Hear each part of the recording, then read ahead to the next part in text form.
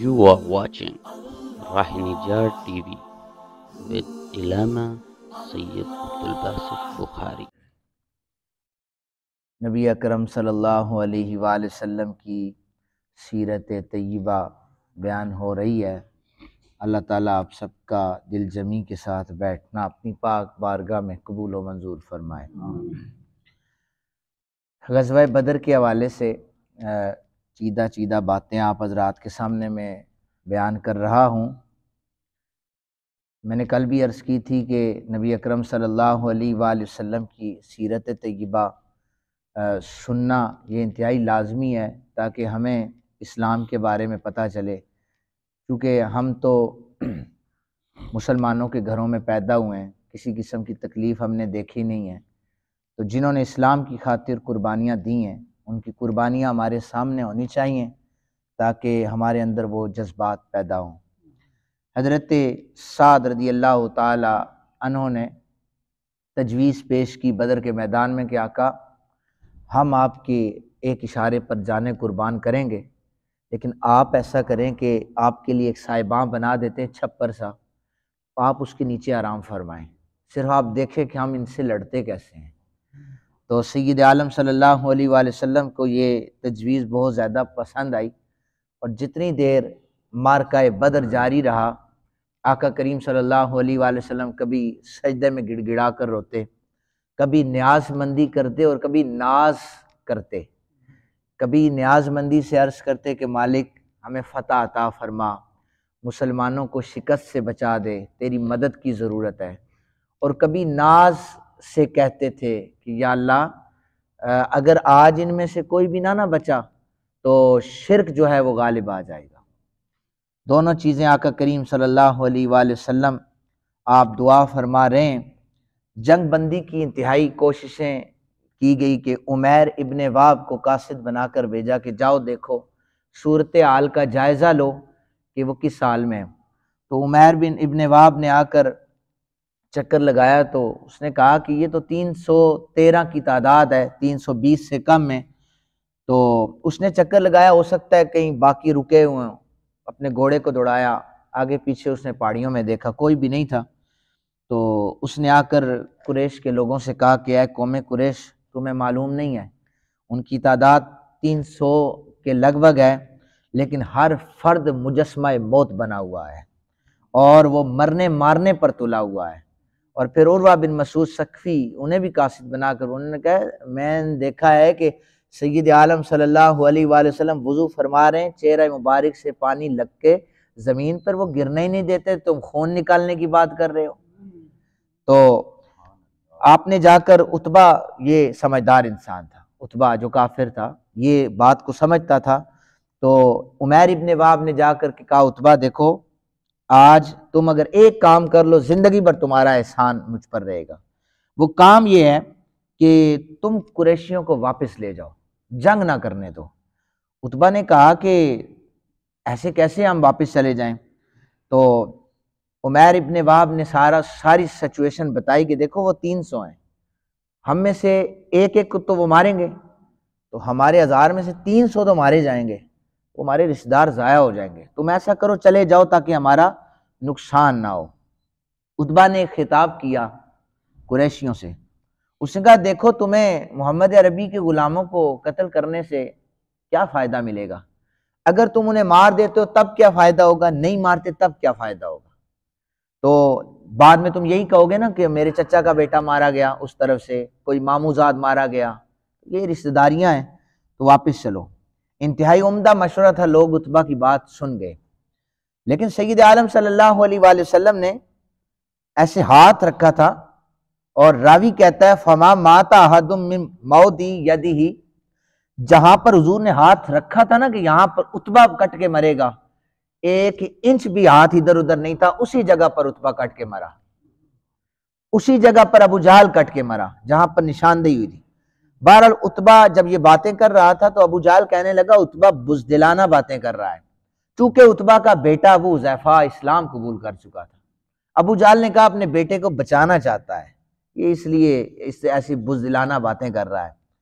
تو عتبہ کی بات کو ابو جہل نے انکار کر دیا. اس نے کہا ہم تسلیم نہیں کر دیں گے، تم اپنے بیٹے کو بچانا چاہتے ہو. صفحہ درست ہو رہی تھی تو 17 رمضان المبارک تھا، اور سید عالم صلی اللہ علیہ وآلہ وسلم نے مہاجرین کا جو علم تھا حضرت مصعب بن عمیر کے ہاتھ میں دیا. یہ وہ شخص ہیں حضرت مصعب بن عمیر کہ مدینہ شریف میں پہلا جمعہ حضرت مصعب بن عمیر نے پڑھایا تھا. حضرت مصعب بن عمیر نے خط لکھا تھا، آقا اجازت دیں میں یہاں پر جمعہ پڑھاؤں گا، تو آپ نے پہلا جمعہ حضرت مصعب بن عمیر نے مدینہ پاک میں پڑھایا تھا جب سید عالم مکہ پاک میں تھے. اور خزرج سے حضرت حباب جن کو صاحب الرائے کہا جاتا تھا، یہ حضور کی بارگاہ میں رائے دیا کرتے تھے، اور ان کی رائے کی تصدیق سید الملائکہ حضرت جبریل امین خدا کر کی تھی. صفوں کو درست کرتے ہوئے حضرت سواد بن غزیہ، ان کے بارے میں روایت ہے، اور بھی نام ہے. نبی اکرم صلی اللہ علیہ وآلہ وسلم نے دیکھا کہ یہ تھوڑے آگے بڑھے ہوئے ہیں. جانے دو عالم صلی اللہ علیہ وآلہ وسلم نے ہاتھ میں تیر پکڑا ہوا تھا، تو آپ نے پیٹ میں چبو کر فرمایا پیچھے ہٹ جاؤ. استوی یا سواد، سواد صف میں سیدھے کھڑے ہو جاؤ. سواد نے موقع غنیمت جانا اور عرض کی یا رسول اللہ آپ نے جہاں دباؤ ڈالا ہے مجھے درد ہو رہا ہے بہت زیادہ، تو اللہ تعالیٰ نے آپ کو حق اور عدل کے ساتھ بھیجا ہے، میں بدلہ لوں گا پہلے. اب وہاں پر کافر جو ہیں صف آرائیں، اور یہاں پر مسلمانوں میں یہ ہے کہ حضرت سواد کہتے ہیں بدلہ لوں گا. یہ انوکھا مطالبہ تھا، اور حق و عدالت کے علم بردار عظیم سپہ سالار جناب محمد پاک علیہ السلام، آپ نے فرمایا لے لو بدلہ. سپاہی اپنے سالار سے بدلہ لینے لگا ہے. چشم فلک یہ نظارہ دیکھ رہی تھی، بلکہ یوں کہہ لیں کہ ایک امتی اپنے رسول سے بدلہ لینے لگا ہے. اب یہ تو بدلہ کہاں تھا، یہ تو بہانہ تھا. تو جانے دو عالم صلی اللہ علیہ وآلہ وسلم نے حضرت سواد جو تھے، وہ جب انہوں نے عرض کی نا کہ میں بدلہ لینا چاہتا ہوں، میرا پیٹ ننگا تھا، آقا کریم نے فرمایا لے لو بدلہ. جو قمیض اوپر اٹھائی تو حضرت سواد لپٹ کرنا جسم مبارک کو چومنا شروع ہو گئے. کہنے لگے آقا میں آج چاہتا ہوں کہ بدر کے میدان میں میرا خون نکلے، میں شہید ہو جاؤں، اور میں اس لیے آپ کے جسم سے اپنے جسم کو مس کر رہا ہوں. یہ جذبات تھے. اور وعدہ وفا کرنا، یہ نبی پاک صلی اللہ علیہ وآلہ وسلم قرآن کی بھی آیت ہے کہ وعدے کے بارے میں سوال ہوگا. اب دیکھیں ایک شخص تھا، یہ جب 313 کی تعداد ہو یا کم تعداد ہو، 2 بندے بھی زیادہ ہو جائے بندے کو بڑا اچھا لگتا ہے کہ میرے پاس 2 کی تعداد زیادہ ہو، اور ایک بندہ بھی کم ہو جائے تو پریشانی لائق ہوتی ہے کہ میرے بندوں میں تعداد کم ہوگی. سید عالم صلی اللہ علیہ وآلہ وسلم نے 2 اشخاص کو کہا کہ تم جنگ نہیں لڑ سکتے. آج ہوا یوں تھا کہ 2 بندے تھے، ایک حضرت حذیفہ تھے اور ایک ان کے والد گرامی حضرت حسیل تھے. یہ ہے سین یہ اور لام ہے. یہ مشرکین نے انہیں پکڑ لیا تھا آتے ہوئے رستے میں. تو حضرت حسیل سے مشرکین نے کہا تھا ہم تمہیں نہیں جانے دیں گے، بدر میں جنگ نہیں کرنے دیں گے. تو انہوں نے کہا تھا مجھے چھوڑ دو، میرے بچہ بھی ساتھ ہے، اس کو چھوڑ دو. انہوں نے کہا ایک شرط پر چھوڑیں گے، تم محمد کی طرف سے ہمارے مقابلے میں لڑائی نہیں کرو گے. انہوں نے کہا ہم وعدہ کرتے ہیں، بچے کی جان سامنے تھی. کہنے لگے ہم وعدہ کرتے ہیں تیرے ساتھ لڑائی نہیں ہوگی. حضور کو ساری بات آ کر حضرت حذیفہ نے اور حضرت حسیل نے بتائی تھی کہ ہم نے وعدہ کر لیا ہے کہ جنگ، لیکن انہوں نے کہا یہ تو وعدہ کافروں کے ساتھ تھا، ہم جنگ کریں گے.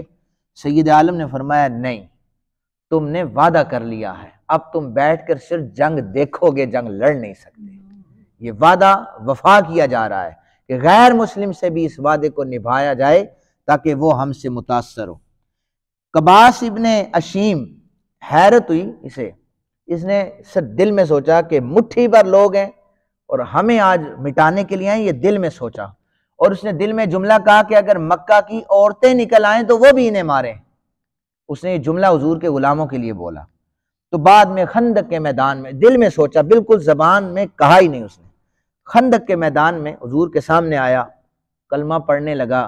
اس سے پہلے آقا کریم نے فرمایا میں نے تجھے پہچان لیا ہے، تو وہی ہے نا جس نے کہا تھا کہ مکے کی عورتیں نکل آئیں تو وہ بھی انہیں مسلمانوں کو مار دیں.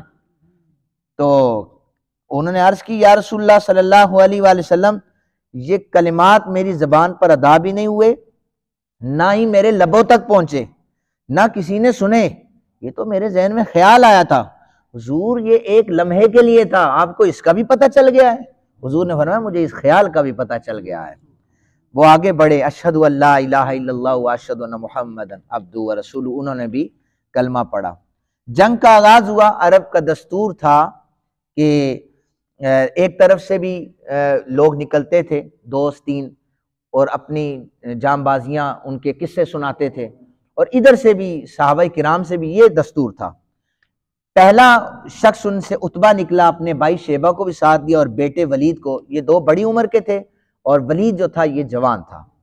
مقابلے کے لیے حضور نے فرمایا کہ کون نکلے گا، تو ننھے مجاہد نکل آئے، حضرت معاذ، حضرت معوذ، چھوٹی چھوٹی عمریں، نابالغ ہیں، اور کہتے ہیں ہم لڑائی کریں گے۔ عتبہ نے کہا محمد صلی اللہ علیہ وآلہ وسلم ایسا کرو کہ ہمارے مقابلے کے بندے بھیجو، یہ بچے تم نے بھیج دیے ہیں۔ سید عالم صلی اللہ علیہ وآلہ وسلم یہ جذبے دیکھ رہے تھے صحابہ کے، تو حضور کی نگاہ پھر اچانک پڑی اللہ کے شیر حضرت امیر حمزہ کی طرف۔ آپ نے فرمایا امیر حمزہ لڑائی کریں گے۔ دوسری نگاہ پڑی حضرت علی پاک کرم اللہ وجہہ الکریم کی طرف، چونکہ حضرت حمزہ اللہ کے شیر ہیں اور حضرت علی بھی رسول اللہ صلی اللہ علیہ وآلہ وسلم کے شیر ہیں، اور حضرت عبیدہ پر نگاہ پڑی۔ تینوں کو حضور نے فرمایا کم یا عبیدہ، کم یا حمزہ، کم یا علی۔ تینوں نے لبیک کہتے اٹھے۔ حضور نے فرمایا اب جا کر جنگ کرو۔ حضرت حمزہ و علی تو اللہ کے شیر تھے، دونوں نے مقابلہ کیا۔ حضرت عبیدہ کی پنڈلی کٹ گئی اور زخمی ہو گئے۔ سید عالم صلی اللہ علیہ وآلہ وسلم کے پاس لایا گیا تو عرض کرنے لگے آقا الستُ شہیدن، یا رسول اللہ، حضور کیا میں شہید نہیں ہوں؟ حضور نے فرمایا اشہد انک شہید، میں گواہی دیتا ہوں کہ تو شہید ہے۔ اس کے بعد حضرت ابو عبیدہ نے حضرت ابو طالب کا شعر پڑھا، حضور کے چچا کا شعر پڑھا۔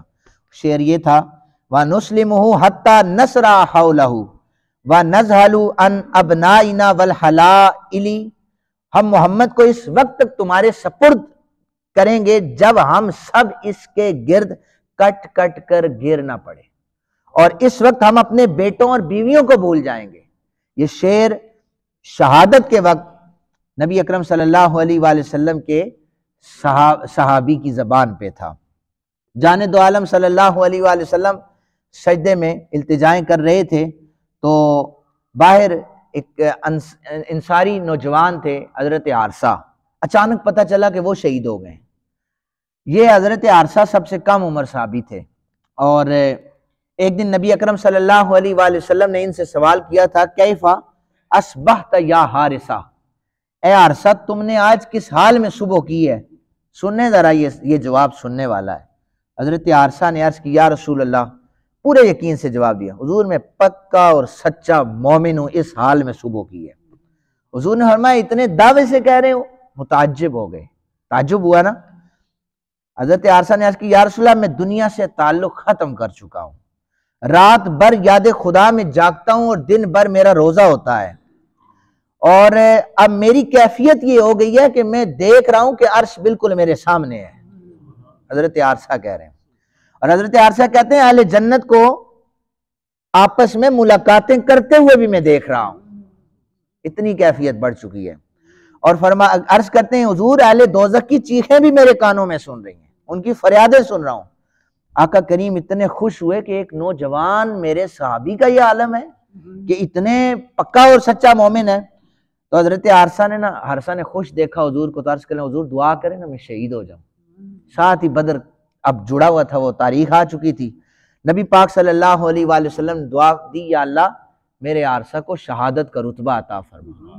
حضرت عارثہ کی اماں ان سے بڑا پیار کرتی تھی، بہت زیادہ، وہ روئے جا رہی تھی۔ ہوا یوں تھا کہ حضرت عارثہ جنگ کرنے تو نکلے تھے، لیکن صحابہ نے انہیں پانی بھرنے کے لیے بھیجا، یہ پانی بھر رہے تھے، ایک تیر آ کر لگا، آپ شہید ہو گئے۔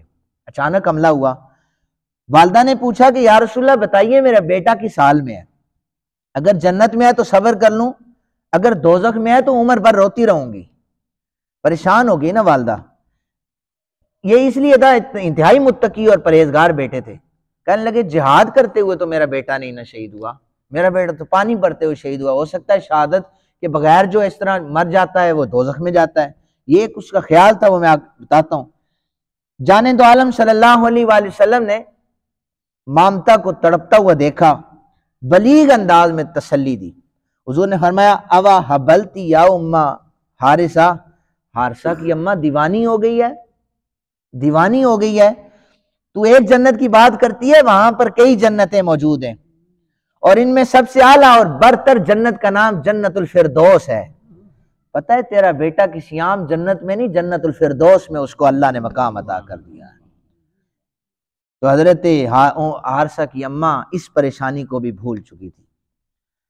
نبی اکرم صلی اللہ علیہ وآلہ وسلم نے بشارت عطا فرمائی، صحابہ خوش ہو جاؤ، اللہ کی مدد آ گئی، حضرت جبرائیل ہزاروں فرشتے لے کر ہماری مدد کو اتر آئے۔ فرشتے بدر کے میدان میں آ گئے۔ حضرت عوف کی جب شہادت ہونے لگی، عرض کرنے لگے یا رسول اللہ آپ یہ بتائیں کہ اللہ تعالیٰ اپنے بندے کے کس عمل سے خوش ہو کر ہنس پڑتا ہے؟ حضور نے فرمایا جو جہاد کرے، اس کے جسم پر زرہ نہ ہو، ہاتھ میں کچھ نہ ہو، لڑائی میں جا کر گھس جائے، جہاد کرے، لڑتا لڑتا شہید ہو جائے۔ انہوں نے زرہ پہنی ہوئی تھی کہ صرف اللہ مجھے دیکھ کر مسکرائے، زرہ کو اتار کر پھینکا، جا کر جنگ شروع کی، لڑتے لڑتے آپ بھی شہید ہو گئے۔ امیہ کا قتل یہ بھی انتہائی دلچسپ ہے، یہ آخری بات میں عرض کر رہا ہوں کہ امیہ یہ وہی سنگ دل کافر ہے جو حضرت بلال کا آقا تھا۔ عبد الرحمن بن عوف اور اس کی بڑی دوستی تھی، دونوں کی بہت گہری دوستی تھی۔ تو جب جنگ کے میدان میں امیہ کو مارا جانے لگا تو امیہ نے عبد الرحمن بن عوف کو بلایا، تو ایسا کر مجھے مارے نہ، مجھے گرفتار کر لے، قیدی بنا۔ حضرت عبد الرحمن بن عوف زریں اکٹھی کر رہے تھے، تو زریں بھی مال غنیمت میں ایک اہم ترین حصہ تھا۔ تو امیہ نے کہا کہ سن، اگر زریں تو نے اکٹھی کرنی ہے یہ تو الگ بات ہے، اگر مجھے قیدی بنا لے اس سے بھی زیادہ ڈبل تجھے ملے گا، مجھے قیدی بنا لے۔ حضرت عبد الرحمن بن عوف کہتے ہیں میں نے قیدی بنا لیا، دونوں باپ بیٹے کو میں نے ہاتھ میں پکڑا، میں نے قیدی بنایا، اب میں چلا جا رہا ہوں کہ یہ میرے قیدی ہیں۔ تو امان مل جاتی تھی کہ یہ اب قیدی بن چکے ہیں، اور بڑے سردار کو قیدی بنانا یہ بھی کمال بات تھی۔ لیکن اچانک نہ امیہ پر نظر حضرت بلال حبشی کی پڑ گئی۔ آپ نے فرمایا راس الکفری امیہ ابن خلف، یہ رہا کافروں کا سردار، اگر یہ آج بچ گیا تو سمجھوں گا کہ بلال ناکام ہو گیا ہے۔ حضرت بلال نے انصاریوں کو بلایا، مہاجرین کو بلایا، سارے تلواریں لے کے ٹوٹ پڑے، اور امیہ جو تھا وہ زمین پر لیٹا، عبد الرحمن بن عوف بچانے کے لیے اوپر لیٹے کہ میرا قیدی ہے اسے کچھ نہ کہو۔ تو صحابہ نے نیچے سے تلواریں جو ہے اس کے پیٹ میں گھسیڑی اور وہاں پر اس کو واصلے جہنم کر دیا۔ تو جب امیہ قتل ہو گیا نا تو حضرت عبد الرحمن بن عوف اکثر کہا کرتے تھے، کہتے تھے اللہ تعالیٰ بلال پر رحم کرے، اس کی وجہ سے نہ مجھے آج زریں مل سکی ہیں اور نہ امیہ مل سکا ہے، نہ میں کسی کو قیدی بنا سکا ہوں، نہ مجھے زریں ملی ہیں بلال کی وجہ سے۔ اللہ تعالیٰ سے دعا ہے اللہ تعالیٰ آپ سب کو اسی طرح پیار اور محبت سے سیرت رسول سننے کی توفیق عطا فرمائے۔